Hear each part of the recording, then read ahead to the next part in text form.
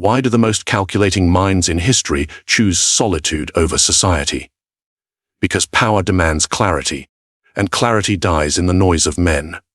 In this video, we will uncover the paradox that every strategist faces. How isolation, though cold and costly, becomes the most effective weapon in mastering influence, perception, and control. Man is a creature enslaved by his need to be seen, praised, and understood. Yet the ruler, the tactician, and the true Machiavellian understand this desire as a weakness, a leash the world places upon the mind. Isolation is not loneliness. It is refinement. It is the crucible where one burns away distraction, illusion, and dependency. The crowd corrupts the strategist's focus, and proximity breeds blindness. Only in solitude can the mind observe the world without being devoured by it. So ask yourself, do you seek comfort or command? Because those who wish to lead must learn the art of standing apart, unseen, unreadable, and untouchable. They say power corrupts the soul, but few understand it is contact that corrupts the mind. Every conversation, every opinion, every whisper of approval seeps into your judgment like poison diluted in honey. You begin with clarity, with a vision sharpened by solitude. Yet as voices multiply around you, your mind bends, reshapes, and adapts, not to truth, but to comfort. That is how leaders lose their edge. The mind that seeks control must first be defended, not with armies or fortresses of stone, but with silence, the only wall that cannot be breached by flattery, deception, or the noise of fools. Consider the rulers of old. Caesar was undone not by his enemies, but by the familiar touch of friendship.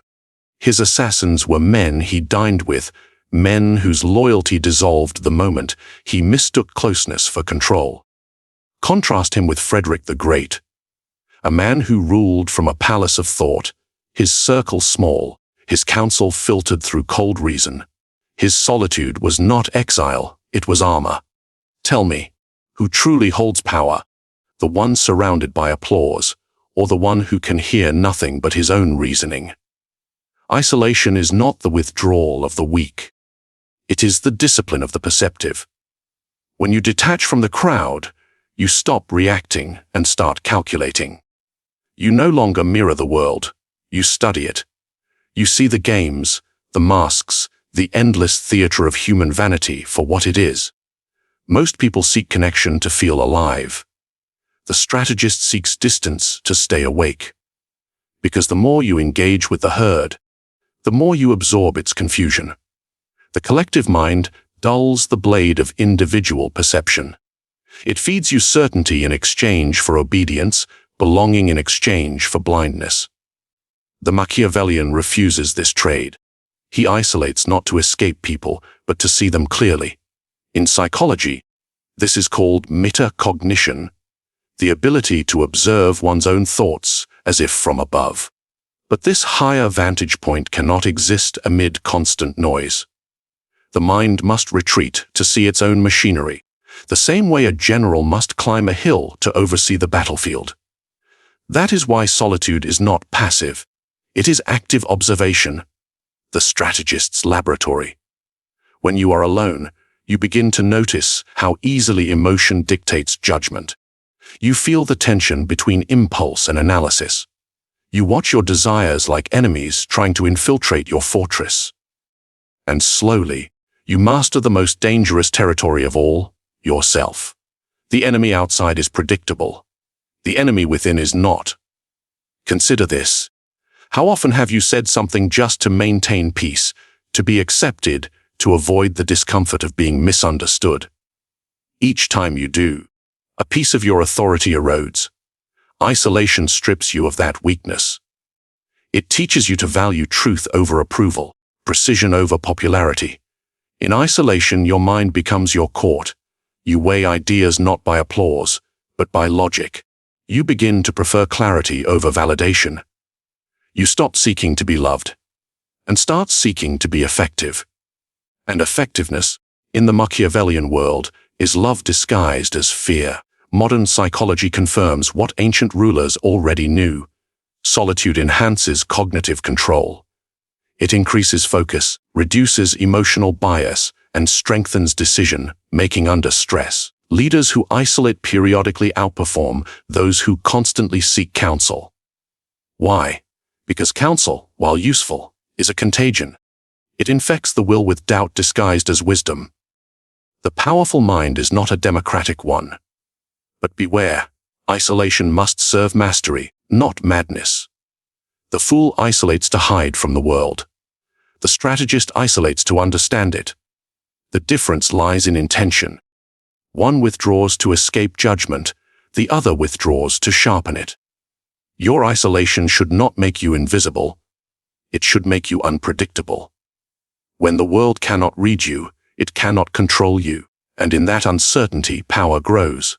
You must learn to live behind a veil, accessible yet unreachable. Observing yet unseen. To others, this will appear as coldness. Let them think so. The warmth of emotion is for those who have nothing to protect. Power requires distance. Distance creates perspective.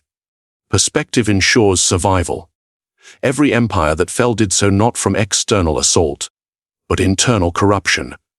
The ruler's inability to separate loyalty from dependence, advice from manipulation. Isolation is the antidote to that decay. So build your fortress, not with walls of stone, but with boundaries of mind. Let few enter. Let even fewer influence what is sacred, your judgment.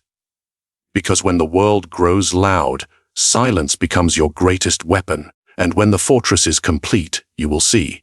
Solitude is not absence. It is command. But even the fortress has its flaws, for what begins as protection can soon become imprisonment. And that is the second paradox. There is a power greater than speech, the power of silence. It disarms, it unsettles, it reveals. While others rush to be heard, the strategist listens, collects, and calculates. You see, most people cannot tolerate silence. It forces them to confront themselves. It exposes their insecurities. So they speak endlessly, impulsively, to fill the void they fear. And in doing so, they reveal everything you need to know. You, meanwhile, remain still, quiet, unmoved. The less you speak, the more others will expose. This is the essence of the silent strategist. One who observes without announcing his presence, who manipulates not through action, but through restraint. History has shown that silence is the sharpest weapon in the hands of those who rule wisely. Take, for instance, Talleyrand, Napoleon's cunning diplomat. He survived the fall of kings and the rise of empires by mastering the art of saying nothing. When others demanded his counsel, he replied with ambiguity so perfect it could mean everything or nothing at all.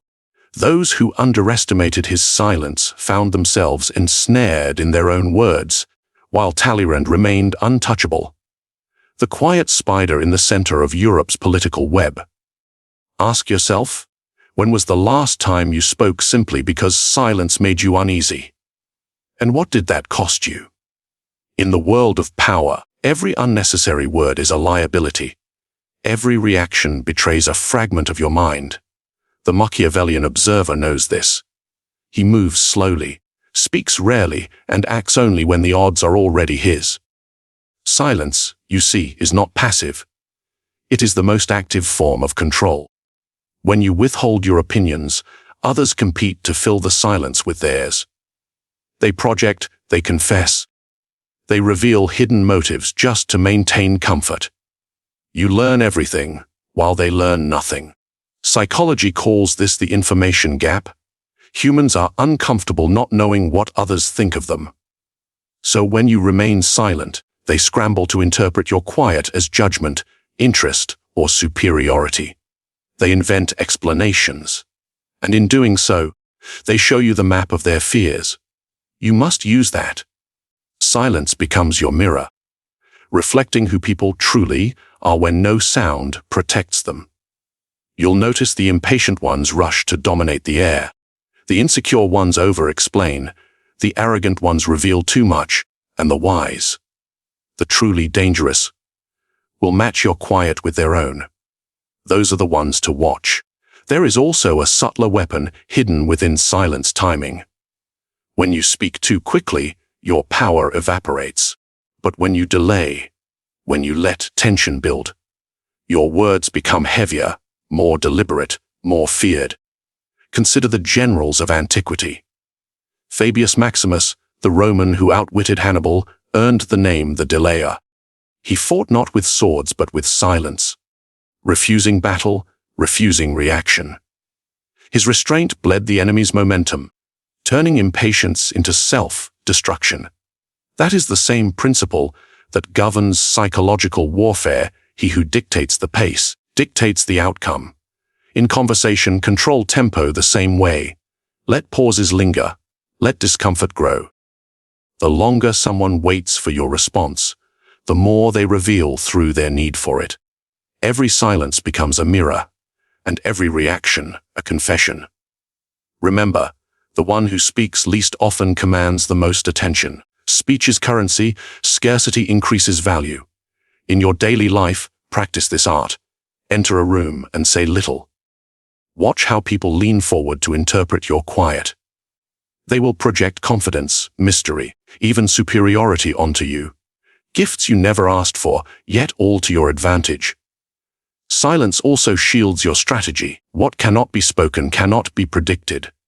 What remains unsaid cannot be opposed. Words create trails, silence leaves none. And in a world addicted to noise, the one who remains silent becomes mythic. But do not mistake silence for absence. You must still observe. Your stillness must not be emptiness. It must be awareness. Watch body language. Listen for contradictions. Sense the emotion behind the words. Like a shadow watching the firelight, you will begin to see what others miss. The truth hidden between the lines. There is a psychological discipline known as active detachment. It is the ability to witness without reacting, to register without absorbing. This is the skill of the strategist. To let reality pass through him untouched, as a mirror reflects light without becoming it. Those who live in reaction will always be predictable. Those who master silence will always be feared, because silence breeds uncertainty, and uncertainty is power. Think carefully. When people cannot read you, they cannot prepare for you. They wait, they hesitate, and in that hesitation, you win. So let them wonder what you're thinking. Let them mistake your silence for arrogance, indifference, or hidden genius. Let them invent the legend for you. And when you finally decide to speak, let it be precise, deliberate, and final. One word at the right moment can end a war. But silence is not only a tool for control. It is also a mirror that reveals your own weaknesses. And that leads us to the next paradox, the illusion of connection. There is a dangerous illusion that has destroyed more leaders than defeat ever could. The illusion of connection. You are told that power thrives on relationships, that influence depends on networks, that leadership is built upon bonds of trust. But history whispers another truth. Every bond is also a chain. The more people you depend on, the less control you truly have. Every alliance demands a compromise. Every friendship hides an expectation. And every dependency, emotional, political, or social, plants a seed of vulnerability that will one day grow into your downfall. Consider the tale of King Louis XVI of France. He surrounded himself with advisors, nobles, and confidants, each whispering in his ear, each feeding on his need to be loved. When the revolution came, he sought loyalty and found only silence. His kindness became currency others spent freely, but none repaid. Connection blinded him, and blindness for a ruler is fatal. Tell me, when you give too much of yourself to others, do you lead them, or do they own you? The human mind is wired for attachment. Psychology calls it social conditioning. From birth, we are trained to seek approval, to belong, to be accepted. This instinct once kept tribes alive, but in the modern game of power, it is a leash that drags the strong into submission. You see, dependency doesn't always appear as weakness. Sometimes it disguises itself as compassion, loyalty, or love. But beneath these beautiful words lies a truth few dare to confront. Every time you need someone to understand you, to validate you, to support you, you surrender a piece of your autonomy. The Machiavellian mind refuses this trade.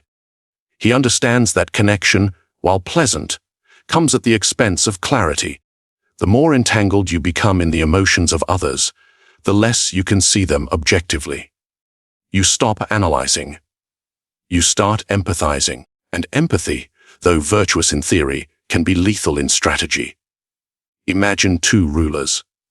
One listens to his ministers and weighs their counsel, but keeps his judgment untouched by affection. The other grows fond of his advisers, begins to trust them blindly, and over time, their words become his thoughts. Which of these two truly governs? Dependency is subtle. It does not declare itself. It seduces you. It begins with gratitude, a favor, a compliment, a gesture of loyalty. But over time, it binds. You start to believe you owe something. You hesitate to command, afraid to offend. You start making decisions not from strength, but from fear of loss. That is when authority begins to rot. The strategist must therefore master a delicate balance to use connection, but never be used by it, to inspire loyalty but remain detached, to grant access but guard influence. The crowd loves the leader who seems approachable, human, and open, but the moment he becomes too accessible, he loses mystique. Familiarity breeds contempt, and in power, contempt breeds rebellion. Even the Roman emperors knew this. They ruled with ceremony and distance. Their visibility was a performance, not a privilege. They understood that the people respect what they cannot touch. In the modern world, you can see this same principle play out in leadership, politics, and even relationships. The person who chases validation ends up controlled by it. The influencer addicted to approval becomes a puppet of his audience. The lover who fears abandonment becomes the servant of affection. Connection, once a strength, turns into captivity. Ask yourself, how much of your behavior is truly your own, and how much is designed to keep others comfortable? To reclaim control, you must first endure solitude. You must detach from the need to be understood. Power does not require explanation, it requires results. This detachment will not make you cold, it will make you clear. It will allow you to see people not as extensions of yourself, but as moving pieces on the board. Some useful, some dangerous, all temporary. And this clarity will free you. But understand this, disconnection is not cruelty. It is strategy. You can still command loyalty, still inspire devotion, but you must do it from a distance that keeps your will intact. Influence without dependence, command without need. True authority flows from self-sufficiency. When you no longer need others, they will seek you. When you no longer crave connection, your presence will gain weight. When you can walk away from anyone, that is when your power begins. And the world, sensing your independence, will mistake it for mystery. They will call you cold, detached, even heartless. Let them. The lion does not explain his silence to the sheep. For in truth, connection is comfort. And comfort is the enemy of dominance. So sever the invisible chains. Let others cling to their attachments. You must remain untethered. Because only the mind that stands alone can truly stand above. But if cutting ties grants freedom, what happens when your presence itself becomes a weapon? That is the next lesson, the art of controlled accessibility. Power is not measured by how often you are seen. It is measured by how deeply your absence is felt. The world believes that influence is built through constant visibility, through noise, through presence, through endless connection. But the strategist knows scarcity is the purest form of control. The more available you are, the less value your presence holds. The more you speak, the less weight your words carry. A wise ruler does not walk among the crowd daily. He appears when it matters. Like an eclipse, rare and unforgettable. Think of ancient monarchs. They ruled not only through decree but through distance. Their faces were glimpsed rarely, their voices carried by emissaries. Their mystery created awe. Their inaccessibility became legend. People feared to offend what they could not fully understand. Even religion learned this principle early. The divine is not powerful because it is present in every moment, but because it is unseen, untouchable, beyond reach. You must understand this power thrives in contrast. What is rare commands attention. What is constant breeds contempt. So ask yourself, do you lead, or do you linger? The modern world encourages exposure. It teaches you to share every thought, every emotion, every step. But exposure is erosion. When the world knows too much of you, it ceases to respect you. People cannot revere what they can easily access. Psychology calls this the scarcity effect. We value what is limited, fear losing what we cannot possess. The same applies to presence. The less you offer, the more they crave. The less you explain, the more they assume. And assumptions, in the hands of others, become the most useful tool of manipulation, because when they cannot read you, they project onto you. They imagine your strength, your certainty, your superiority. You need not even prove it. Their imagination does the work for you. Consider the example of Queen Elizabeth I. Surrounded by scheming nobles and rival powers, she mastered controlled accessibility. To her subjects, she was radiant yet distant. To her advisors, gracious yet unreadable. To her enemies, calm yet unpredictable. She revealed enough to inspire loyalty, but never enough to be fully known. And so, even surrounded by threats, she ruled unshaken for 45 years. Visibility without mystery is vulnerability. When people can reach you too easily, they begin to believe they own you. Your time, your attention, your energy. And once they own access, they will exploit it.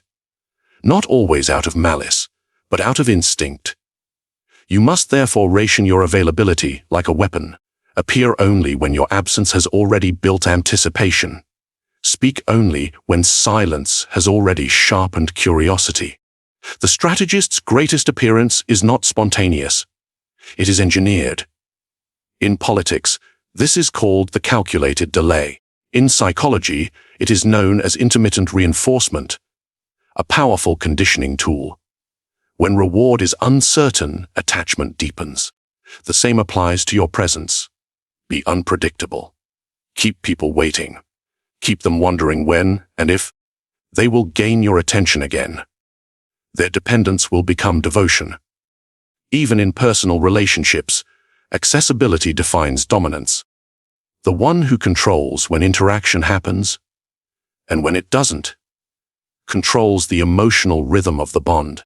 The more they seek your presence, the more their mind orbits around your absence. It is not cruelty. It is orchestration.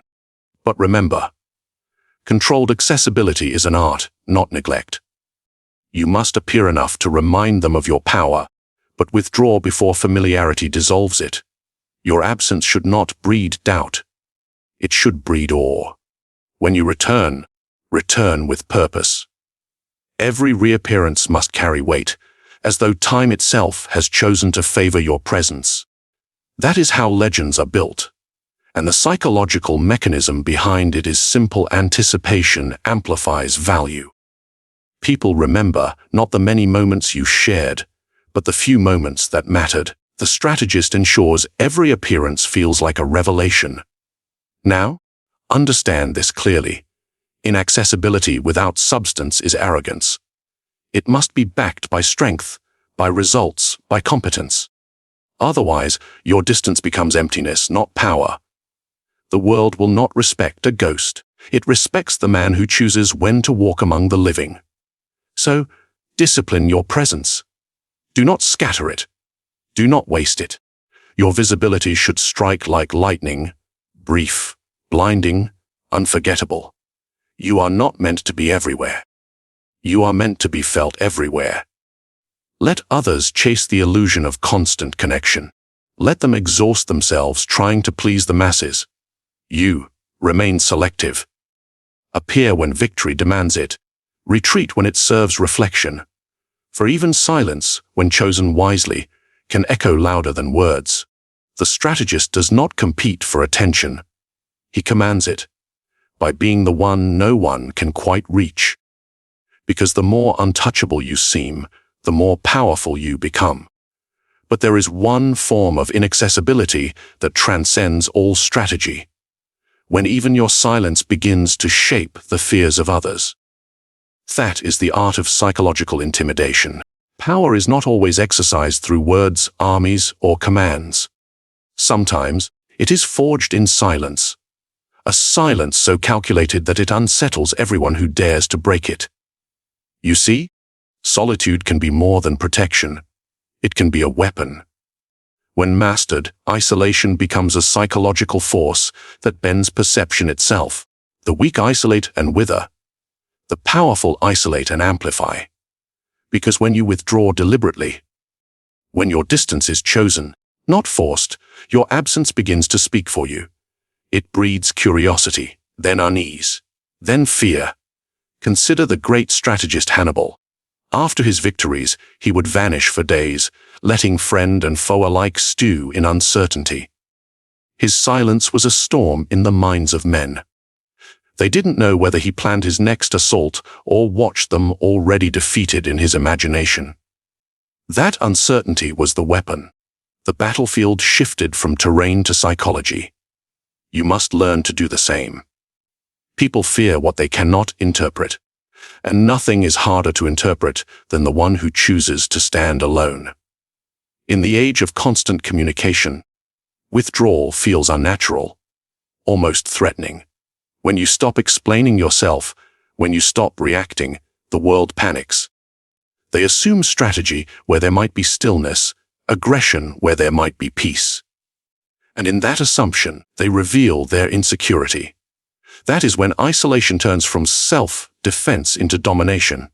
Ask yourself, how many times have you seen silence make someone nervous? How often has your lack of response made others overthink, overreach, or self-destruct trying to fill the void?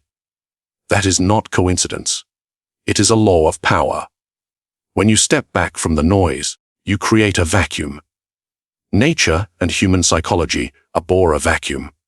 People rush to fill it with their interpretations, and their interpretations almost always reveal more about them than about you. This is the essence of psychological warfare. Control not through confrontation, but through influence of perception. The powerful do not need to impose fear directly. They allow fear to grow in the silence they create. Take an example from modern leadership. The most effective negotiators are not the ones who argue the loudest, but the ones who let the other side talk themselves into concession. Silence pressures the insecure. Distance magnifies importance. The longer you wait, the greater your leverage becomes. To the strategist, solitude is not escape. It is positioning. When you remove yourself from the crowd, you no longer compete for attention.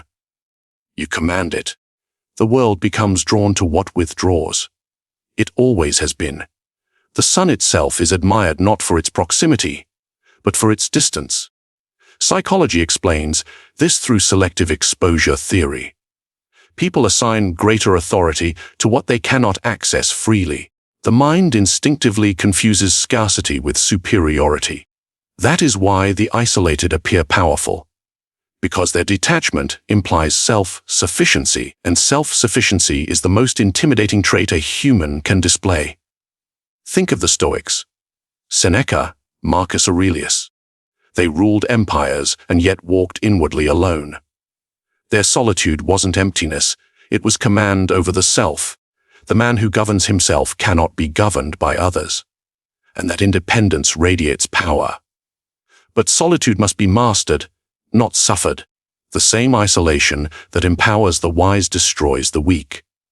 When solitude breeds paranoia, you become your own prisoner. When it breeds clarity, you become untouchable. So the question becomes, how do you turn isolation into influence? You do it by owning it, by transforming your distance into a symbol. When you withdraw, make it intentional. Let it be seen as choice, not consequence. Appear less. But when you do, appear in complete control. Let the contrast between your absence and your reemergence remind others that your attention is a privilege, not a right. Over time, this creates an aura, the aura of the unapproachable. People will speak carefully around you, behave differently in your presence. You will find that silence now does your bidding. You will not need to demand respect. It will manifest itself instinctively. That is the moment when solitude transcends its defensive purpose. It becomes psychological intimidation, not through cruelty, but through perception. And perception, as every strategist knows, is stronger than reality. The crowd fears the unseen general, the silent ruler, the person whose motives they cannot decode. They fear what they cannot predict. And fear, properly guided, becomes control. Never underestimate the terror of mystery. Invisibility is a crown few know how to wear. So build your solitude as a citadel. High enough that few can climb, open enough that many still gaze at it with awe. Let your silence echo. Let your distance speak. Because sometimes the loudest declaration of power is the absence of noise. But every weapon, even silence, cuts both ways. Isolation can strengthen or destroy, depending on what rules within the fortress of your mind. And that is where the final paradox begins. Power is never taken, it is engineered. Not through orders or confrontation, but through quiet design. The sharpest control is invisible. When people believe they act by choice, yet move by your will, that is mastery. Influence does not shout, it whispers. It hides behind suggestion, tone, and timing.